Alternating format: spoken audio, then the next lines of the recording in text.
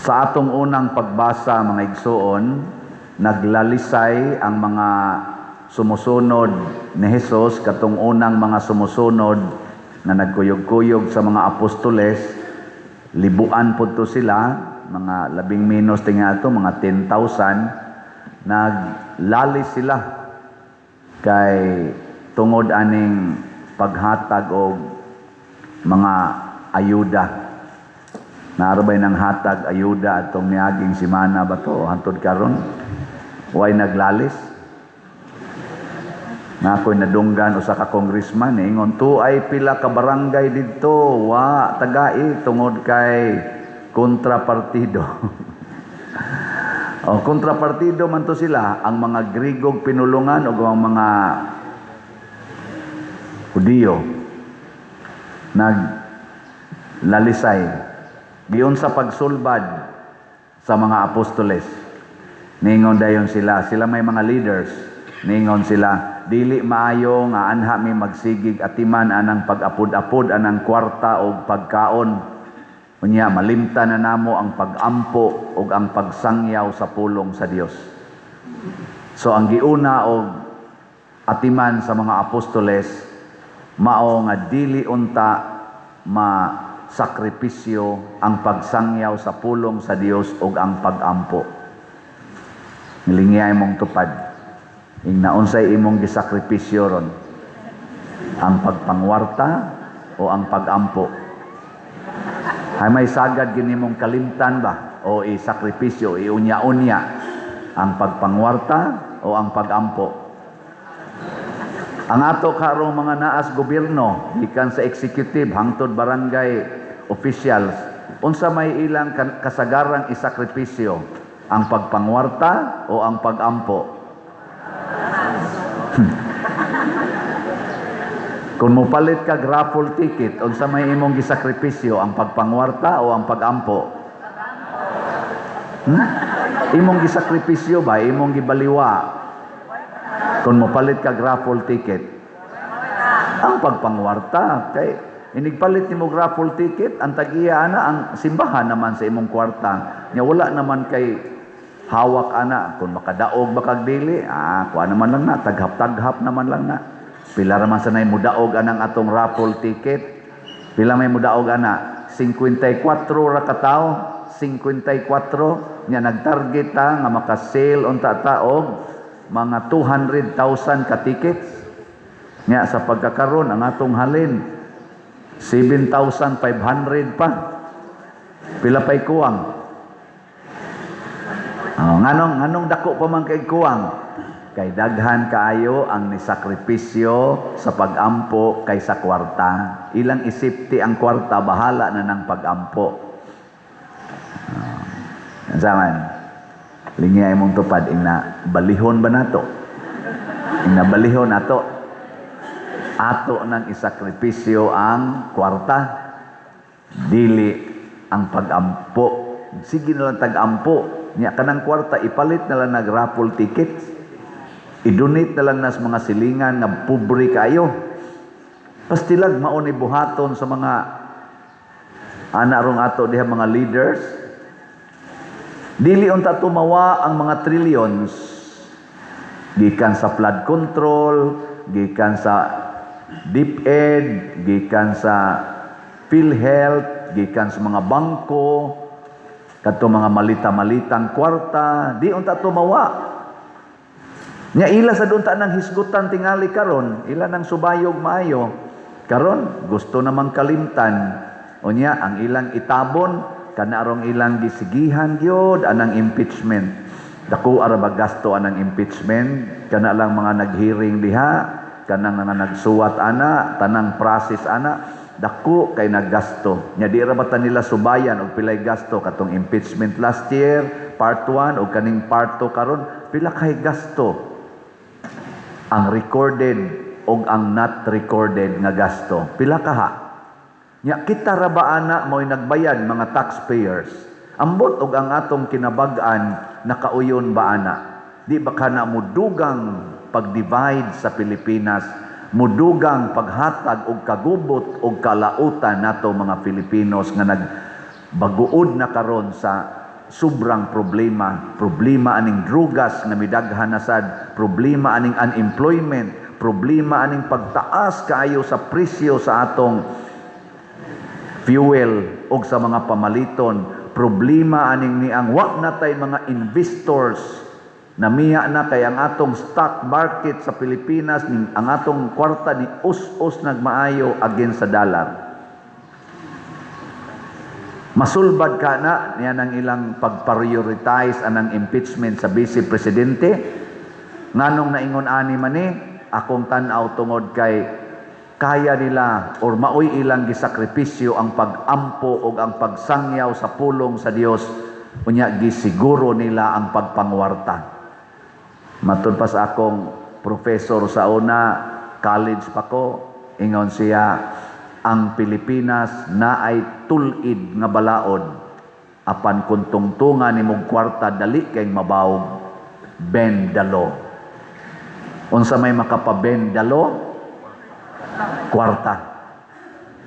Lingian sa di mong tupad, ing na tulid gyapon ka bisag tagaag kwarta. Na tulid gyapon bisag tagaag kwarta. Sus. Mabawog boy. Ang pare ko no be, suway ko no ang pare. Suway. Unsa man?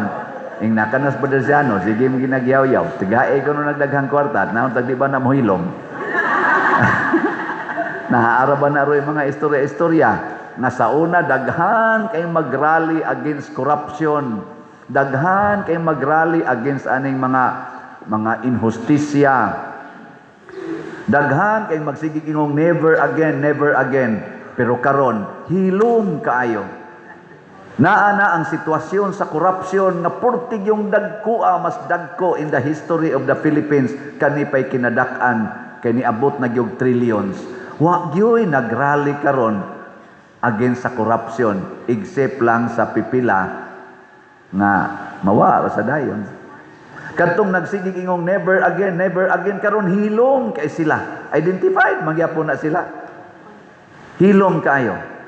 Bikin sa man to'y gasigig rally sa unabi against corruption, magdadayog mga placards nga magsunog-sunog din ang IPG diha. Kinsa man to? Marcos Group, Pinklawans Group, o Duterte Group. Nya kinsa man ron ang hilom kaayo against sa corruption o mga crimes atong katilingban? Marcos Group, Pinklawans Group, o Duterte Group? Secret. Maniid ta. Maniid.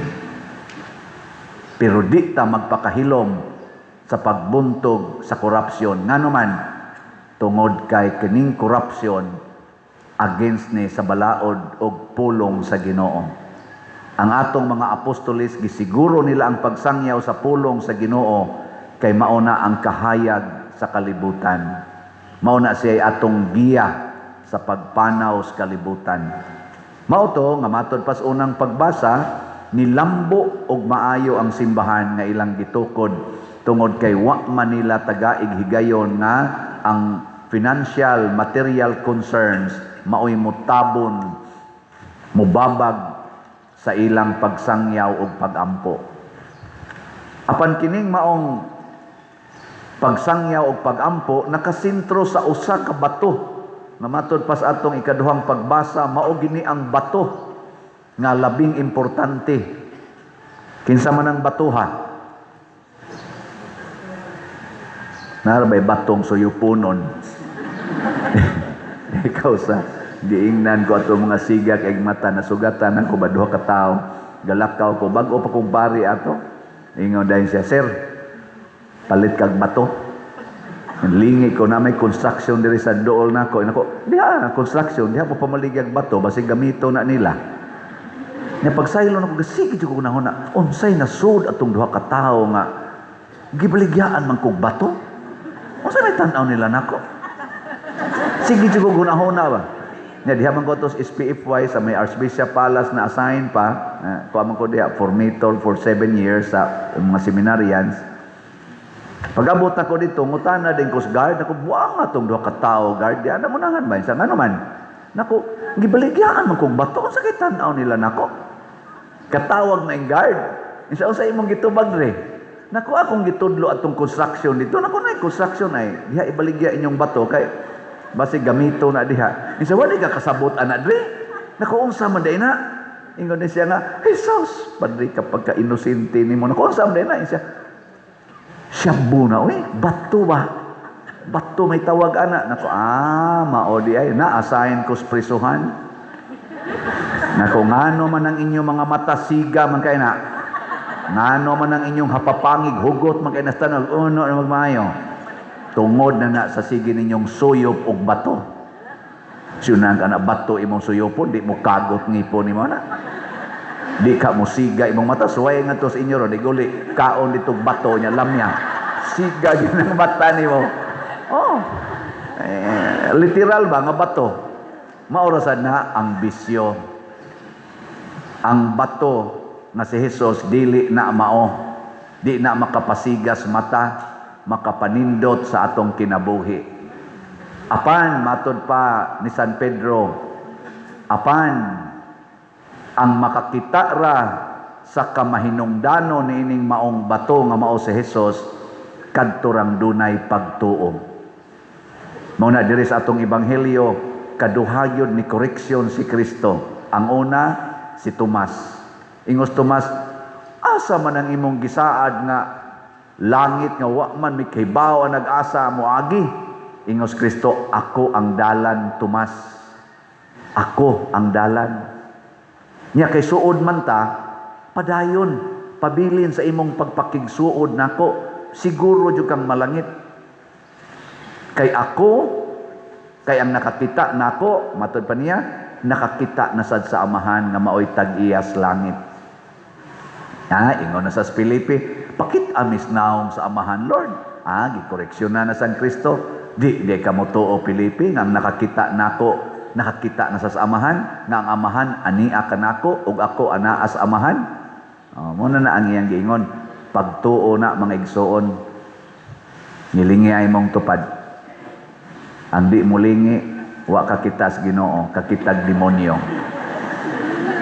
Lingi ing na ba imong tupad ing na nakakita kas Ginoo sa akong naong ing na nakita na nimong Ginoo sa akong naong pangutan-a ba imong tupad ngano wa man mo manglingi lingi abang imong tupad ing na nakita na nimo ang Ginoo sa akong naong basig ang nakita na ang imong pagkaway bayad-bayad sa utang nya ingno nagbaga lang naong nimo da naong bagag naong wa di ni mo'y uwaw. Naon. Ayaw, tanawa ang naong sa Ginoo diha nang imong tupad kay kitang tanan anak tas Ginoo. Image and likeness of God. Pagtuo. Mao na tuhoig yun mga asawa nga kanang inyong bana bisag unsa kahubog, bisag unsa kasabog naong nas Ginoo. Ninig uli na anak nga sa pinday ingon ka ang naong sa Ginoo ay sa pinday. Ana pagsulti at least nakakita kas Ginoo. Kanang inyong mga anak, mga tapulan kayo, naong sa Ginoo ay tapulan ka. At least kita kas Ginoo. Nya inighatag nimo pagkaon, kusog kay mo kaon, naong sa Ginoo ay pagkakusuga mo habhab. I-attach kanunay ang naong sa Ginoo. Nya inigtotok ninyo karos nagmisa, naong sa Ginoo ay sige pamaligyag ticket. Nya ako sad magtan-aw nyo, naong sa Ginoo ay way palit-palit ticket.